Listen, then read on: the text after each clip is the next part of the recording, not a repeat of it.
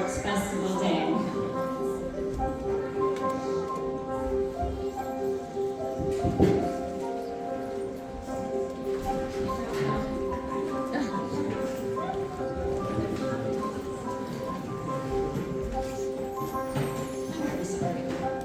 My friends, let's go to Raj on this Vaisnava Arts Festival Day, and let the sweet sounds of Krishna's flute lead us on our way. Like birds with wings of melody, we'll fly through every nook of Raj on breezes of poetry.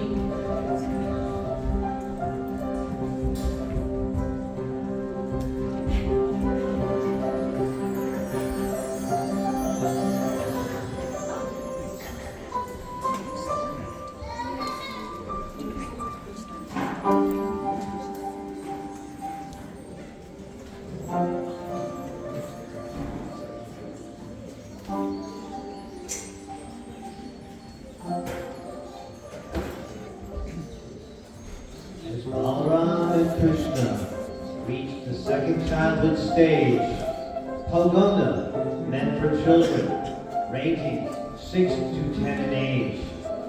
The cowherd men decided they could now entrust to them protection of the older cows with help from all their friends.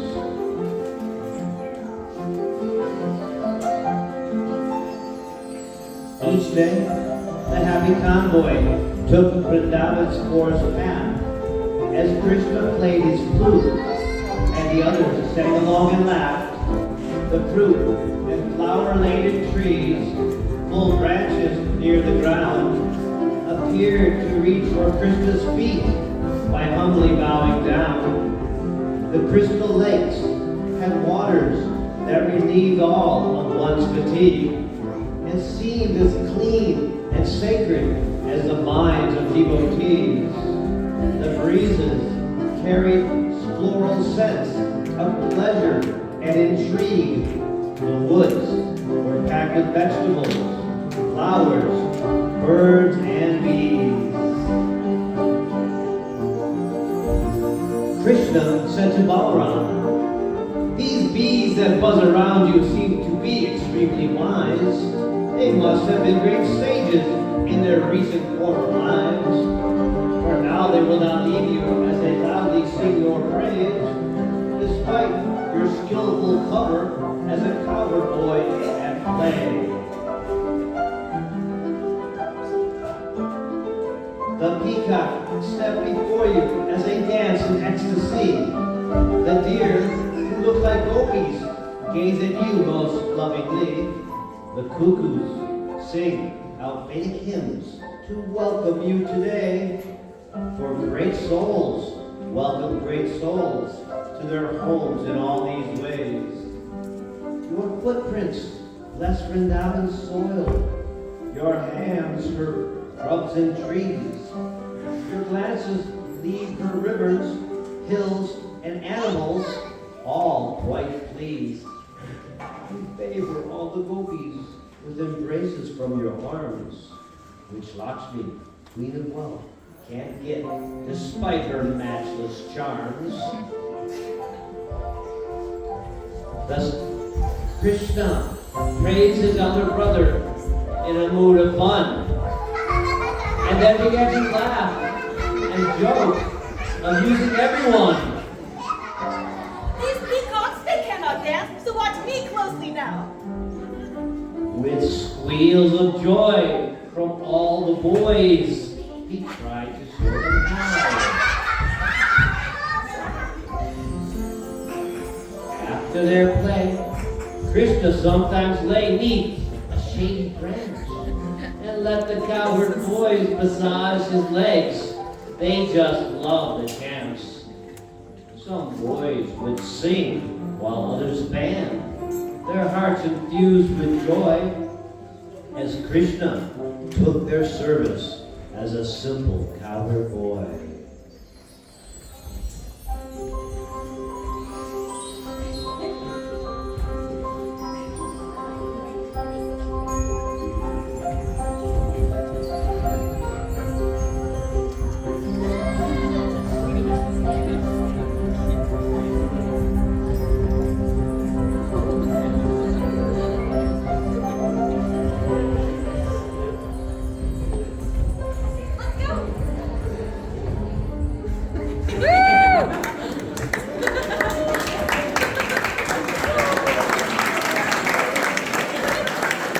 They, the Lord and all the boys, their arms in friendly link, went skipping to the Jamuna to bathe and take a drink.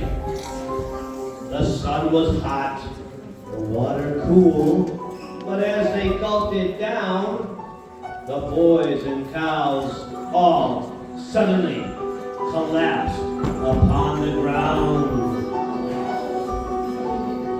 The water had been poisoned with a potent toxic brew. The massacre made Krishna do what only he could do. His loving glance across the corpses caused them to revive.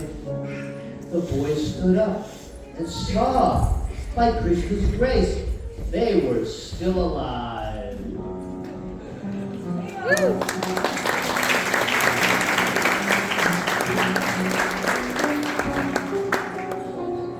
Lord Krishna saw that Jamuna at this bend had a lake inhabited by Kaliya, a huge, obnoxious snake.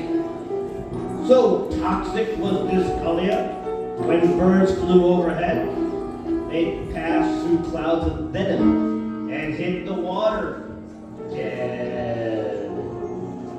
The creepers, trees, and grass that thrived around the nearby shore had withered to a crackling brown and could not be restored. The poison from Kaliya, which made fog above the lake, drove every living being away except his fellow snakes. The 100-headed Kaliya of dark and evil hue was just the kind of demon Krishna wanted to subdue. The Lord thus climbed a nearby tree and, ready to bite, tied back his hair, slapped both his arms, and drew his waistband tight.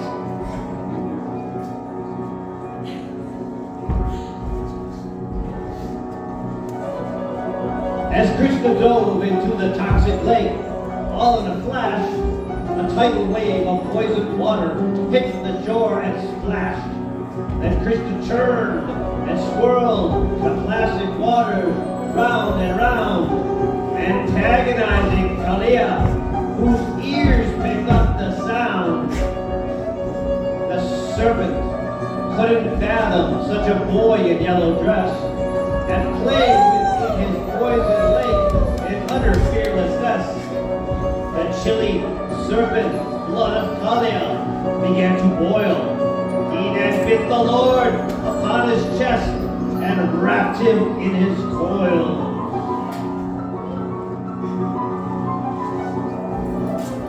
Krishna's mother, Yashoda, who had run down to the lake, grew frantic. Seeing Krishna held by such a poisonous snake, not knowing Krishna's power and convinced that he was doomed, she cried and roared upon the shore and fell into a swoon. The bullocks, cows, and cats stood still, made numb by shock and fear. Their eyes reflecting Krishna were too stunned for shedding tears. As meteors fell from the sky and the earth began to quake, the men all felt the left sides of their bodies start to shake. These omens foretell the worst. Cried Yashoda in despair as she and others looked for Krishna, running here and there. As all the simple villagers lamented on the shore, Lord Balaram alone was calm. He knew what was in store.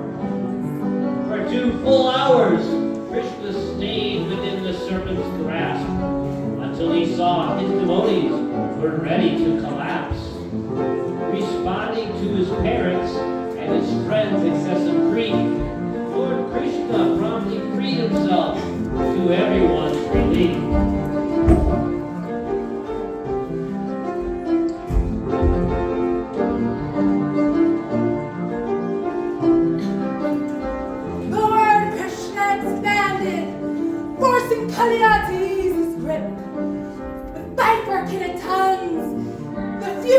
serpent licked his lips. His nostrils looked like pots. In fury, he raised all his hoods. His eye slits blazed like fire. His nostrils looked like pots to cook the venom he required.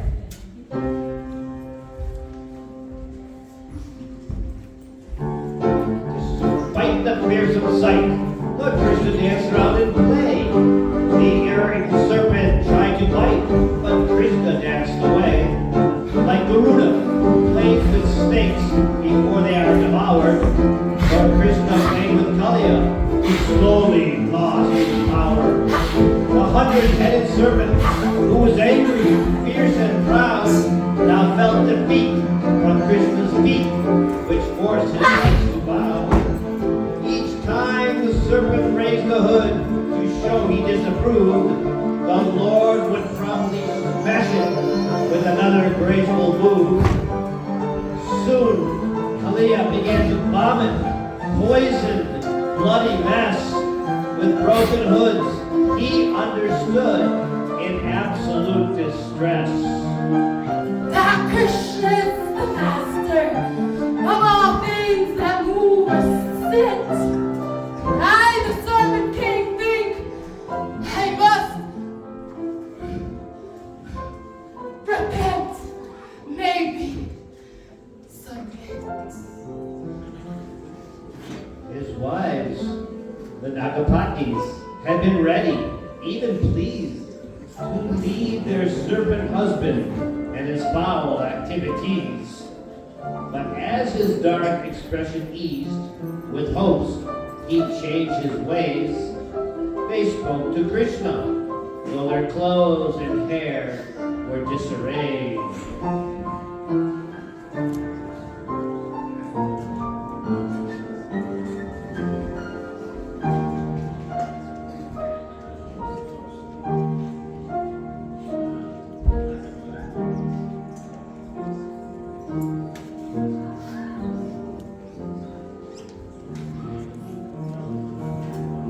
Dear Lord, you are the supreme. You are the one we trust. Your kicks to our husband are certainly just. You love everybody, so it's understood.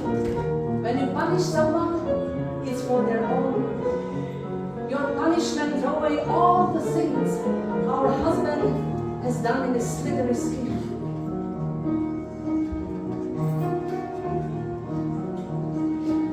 In his former life, did he do something right? Or have you danced on him for your own delight? Dear Lord Krishna, giver of every decree, we bow down before you and your pure devotees. Your faithful devotees are never misled, unlike one dumb serpent we happen to wed. The father endures his young children's offense. The king tolerates when his servant is dense. Supreme peaceful soul, you should also forgive our husband Kaliya. Please let him live. By this time, Kaliya had fainted. Krishna stepped aside to let the battered serpent heal his wound and be revived. When Kaliya recovered, talking loud with painful breath, he spoke to Krishna humbly, like a man returned from death. When one takes birth as a lowly snake, his rage and envy are hard to shake. For such souls, these bodies are a big mistake. They seem so real, but they're simply fake.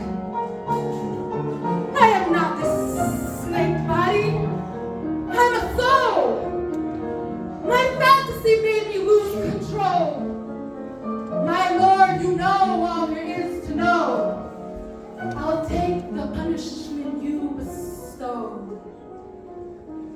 Once Kaliya had finished speaking, Krishna said in turn, You fled your and return. Though Garuda of mighty beak once brought you to your knees, because my feet have touched your head, he now will let you be. Now leave these crystal waters for the people and the cows, and let this holy lake be used for sacred baths and vows. Go home now with relatives, friends, and retinue, so all my friends can live their lives untouched by fear of you.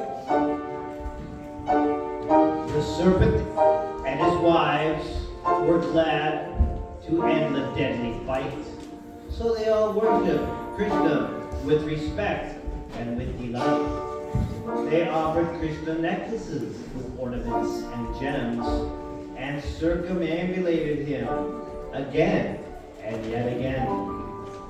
The Lord then sent Kaliya with his children, friends, and wives back to their distant island to resume their former lives. Krishna came from the lake covered with gold and nicely dressed, as the Vrindabasis tightly embraced Krishna to their chests. Krishna's cows with joy, no longer dumb with shock and fear. Yashoda embraced Krishna and bathed him with her tears. When Yashoda embraced Krishna, it appeared as his light blossomed all over her face that had shriveled up with strife. While crying out for Krishna, feeling separation's pain, her only shelter was a chanting of Lord Krishna's holy name.